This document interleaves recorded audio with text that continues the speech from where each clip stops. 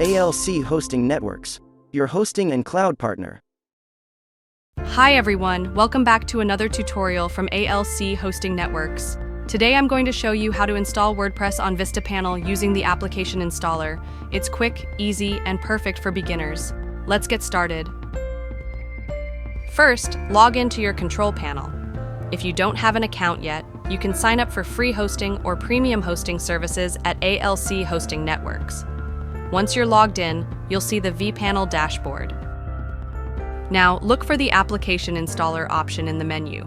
Click on it to open the installer.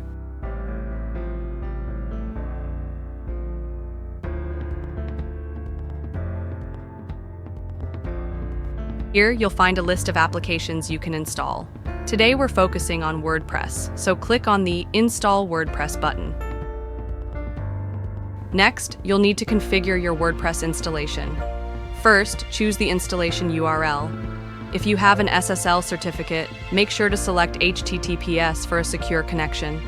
Since I have an SSL certificate, I'll choose HTTPS. Now, set your site name and site description. This will be the title and tagline of your WordPress site. Make sure it reflects what your website is about.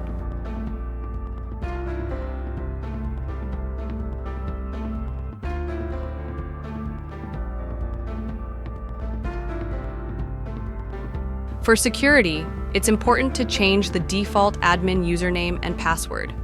Choose a strong password and a unique username to keep your site secure.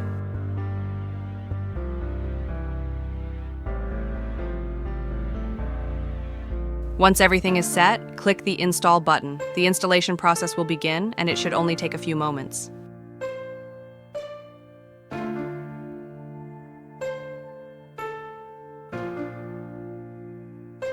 And that's it. The installation is now complete.